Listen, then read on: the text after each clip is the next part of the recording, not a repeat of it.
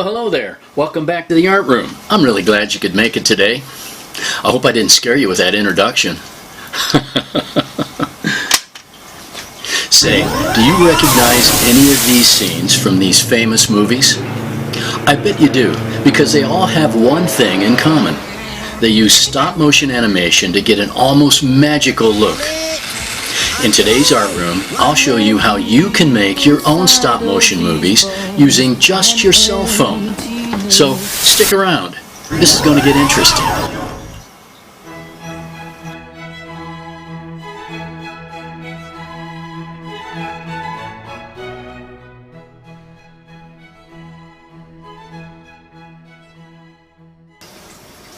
Hey, well, let's start off with some art supplies today.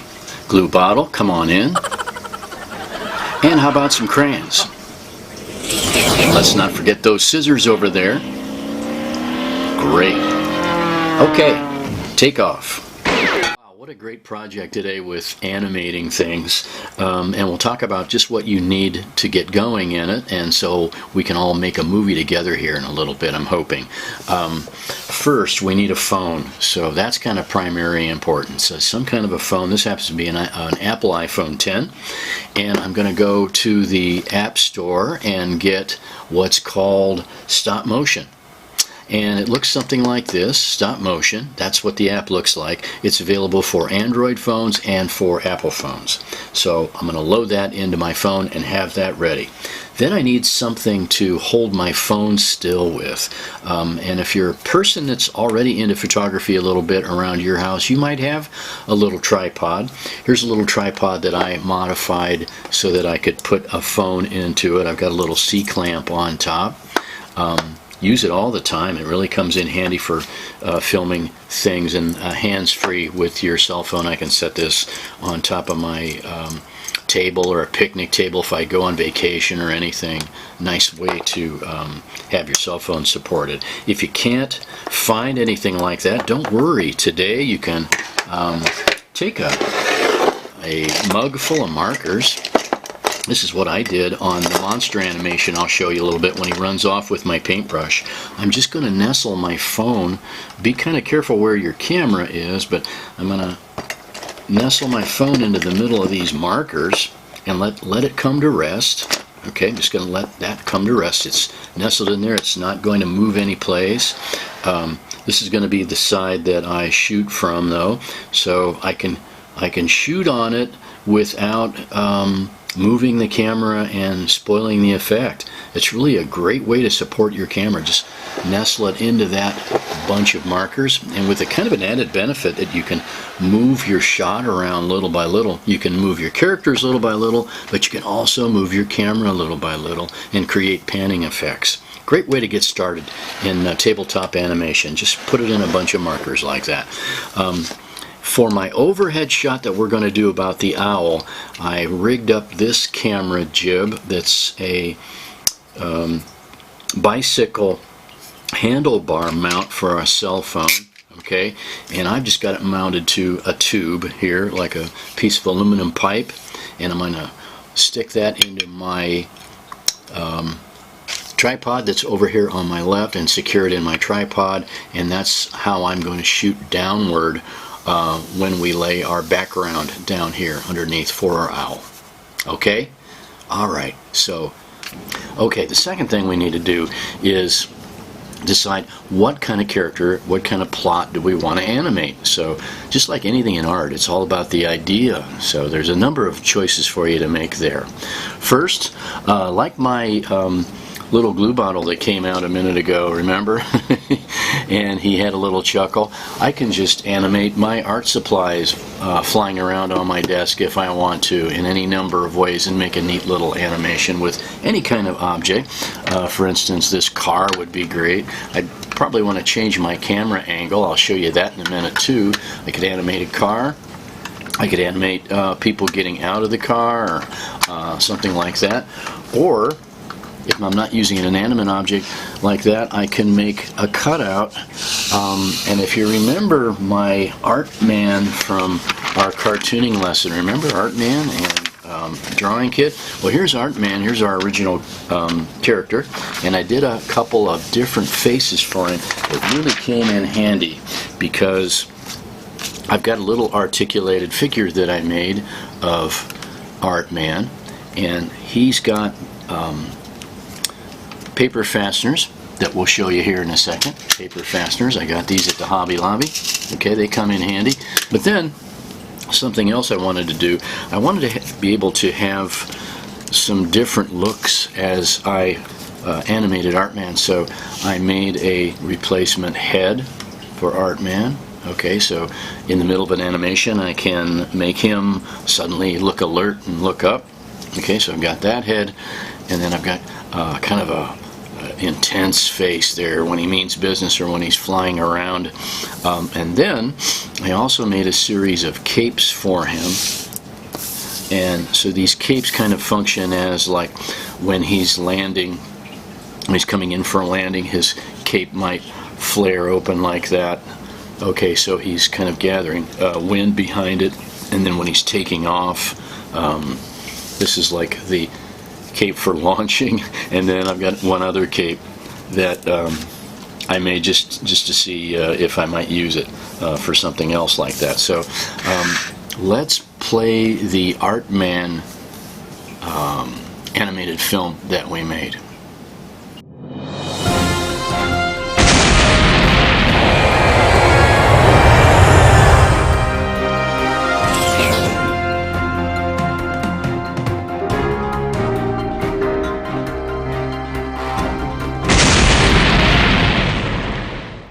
Okay, isn't that great? So also in the Artman film, I used some plasticine, or you can just call it modeling clay, not hardening clay. I got this at the Hobby Lobby as well, and I made some things that I can animate out of that clay. Here they are. Here's those letters that you saw a moment ago, and what I did is just roll it out like cookies, kind of, and I made some neat letters that I could animate and move around on my tabletop. Okay, hey, and by the way, here's that neat little monster that I also made out of plasticine, and he's the one that's attacking us at the beginning of the scene there. There he is. He's not very big, but he's menacing, isn't he? He's great. Okay, I've been using him for a lot of different things. In fact, let me show you one I just made a second ago. Here he is crawling across the tabletop. And he stole my paintbrush too. Oh well. Okay, so I wanted to take you through my thought process of creating this little owl. Here I am drawing some of his parts, his wings, his feet, his basic body. I've cut them out. I'll get my paper fasteners going, and I'm taping a paper fastener to those locations on the back, and then sending those parts down, bending the paper fastener bits back. And a little bit like we did with Artman, I decided to make some different eyes so that my owl could blink and have a little different expression. And then I made a little mouth for him so he could make some owl sound effects and some feathers. So laying down a construction paper background, I decided to next make a tree for him to live in. Just a little simple background. I drew in a moon. Okay, here we are. We're ready to go. We're ready to use stop motion. So my phone is supported on this neat little kind of an arm. So let's go into the stop motion app, and we'll open that up. And when you do, you'll see your screen, your area that you're going to be shooting. First of all, we want to do some settings, so we'll hit the settings. If you just have the beginning version of stop motion, you'll be down here for one of the lower quality settings. If you spend the $4.99 and buy the upgraded version, that's what I'm going to be shooting in. I spent the big $4.99, $4.95, whatever, and so I can set mine to either high quality or even shoot in 4K or RAW. So another setting that you're going to want to look at is how many frames per second. So for beginners, I've read that about 15 frames per second, that's the setting that we're going to use there. That's 15 shots to fill a second of time. Okay, so we'll move on to, we don't want a fade in. We want to shoot in a wide angle setting. Okay, if you have the Pro version, once again, you can set some foregrounds. We're not going to be doing that. You can do a color filter, and there's that camera setting again. So this is another option for playback. So we're done there. Let's go into the camera, and there's one more setting I want to do down here with these little lines. We're going to be shooting in auto mode. Some people say to shoot in this other mode, this autofocus mode, or I mean manual focus mode rather. I'm going to use just auto for mine because we're beginners here. So we'll see how it turns out. And then there's some other settings like zoom here, and we don't need these other ones. So we're done. Let's mark as done. So this red button here, of course, is the button that we're going to be taking the individual pictures with. And here we go. We're going to try to do an animation. Let's give it a shot. Let's place our owl down here. Okay, he's on the tree limb. Okay, and that's all we're going to need for right now. So the secret of this is to move in small increments. Remember, it takes 15 shots in stop motion to make a second the way we're doing it. Okay, so let's give it a shot. Picture number one. Alright, we took it. Now, one of the neat features of stop motion is that you get something called an onion skin over here on the side. You can set the onion skin setting, but you'll notice that I can see my first photo through here a little bit and know how to change it. So for photo number 2, I'm going to spread his wings open a little. Snap the shot. Photo number 3, his wings are coming open a little bit more. He's rising up into the air. Okay, and then let's raise them up a little bit more. Okay, take the shot. I think I will make him beginning to lose a feather here, so I'm going to stick one of my feathers in here, like the feather, whoops, is going to be falling out a little bit before I raise that up in there. Here's another feather maybe coming off of his wing here, like that. Let's snap that shot. Okay, I think I'm running out of room on my background, so I'm going to begin to angle him over here, and he's got his wings opened up big, and here's one of those feathers revealed. Let me see if I can pull that feather down a little bit. Yes. Okay, snap that shot, and on my way over. So he's probably got his wings about as open as I want them. Let's start sending the wings back down a little bit. Okay, we'll drop those feathers down and put a little rotation on them. And I think I'll start one of his eyes blinking. Stick that on there. That eye that I prepared. Okay, snap that shot. Okay, let's pull him over this way a little more. Bring his wings down. Stick the other eye on. Kind of neat because I can see my old picture of these feathers where they used to be, and I'll progress them down off the page a little bit more. And okay, we'll snap that shot. And over here, wings are coming down a little bit more. Move the feathers down a little bit. Yeah, are you getting this? I hope so. And I think maybe we've got enough of the blink there, so we'll have him open his eyes up and we'll close up his wings a little more, and those feathers are still falling down. Okay, snap that shot. Okay. How about if we make him do a loop-the-loop? That might be kind of fun. So maybe I'll open up his legs a little bit like he's trying to get his balance. And now his wings are totally tucked in. And let's change his eyes to kind of a happy eye thing. And as long as we're doing that, I think it's time for him to do a little owl hoot there. So we'll put his mouth on right there so we can give a hoot. Let's see, did we need to move those? Yep, move those down a little bit. And let's go back to, okay, next picture. And we're going to make him really tighten up his legs here a little more. He's still hooting. Now I think I'm going to start the cycle of the wings going back up again. Oh, don't forget the feather. It's almost off of the frame. And snap that. And he's still tumbling, but let's take his eyes back off and his mouth back off. Okay. And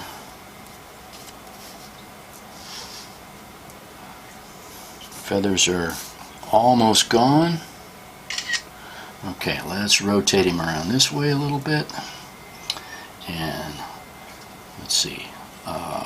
Wings are going up, I think. Let's see. Okay. I think so. So, bring him around for the next shot. Wings all the way up. How about if we make him hoot again here? Let's put his mouth on like that. And the next shot. And bring him around this way. And let's see, wings are now starting to go down again. Okay.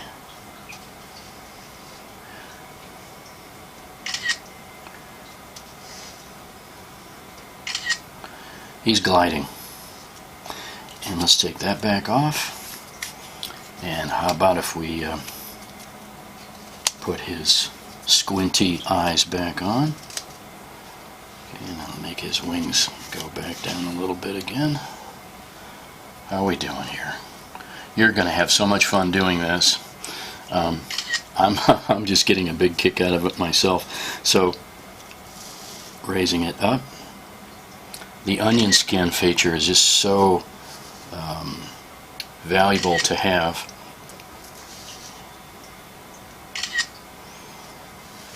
And, okay, wake up, Mr. Owl. And let's do one more hoot. Why not? Okay. Wings up. Okay. And let's land him back in the tree. And then we'll set him down.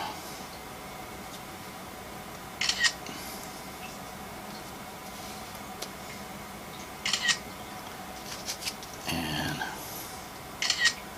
okay. Okay, so we've got 2 seconds, according to what I'm seeing here on mine, with what we've done so far. So another feature is kind of neat. I can review my pictures. Let's see what we've done down here on the scroll bar. Let's replay our owl here by scrolling back around. That's great. Look at that. Okay. There he goes. So when I want to export my whole movie, I'm going to go back and go to the startup here, share my little owl movie that we just made. So I've checked it on the menu. There's a little icon about export movie. I'm going to do that, and I'm going to send it to myself in a message. Okay, so I've messaged my little movie to myself, and I've got the file, I'm going to save that as a file, and there he goes. Really enjoy doing, after we make these little animations, bring them back into iMovie if you're lucky enough to have a iMovie or another movie making program on your laptop or on your desktop. That's where it really gets fun, when you start adding titles and sound effects and all kinds of background music and fade-ins and fade-outs to make your little movie really terrific. So let's play the final version of our Owl at Night. That's what we're calling it.